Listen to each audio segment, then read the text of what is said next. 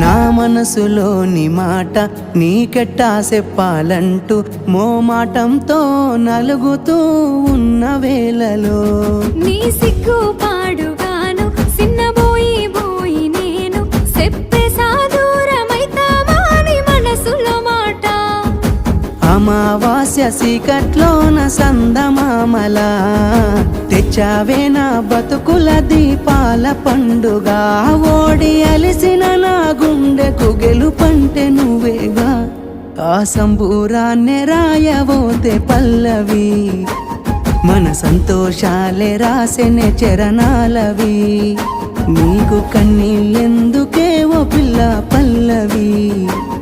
ఈ లచ్చు అయ్య గుండెలు పిరున్నది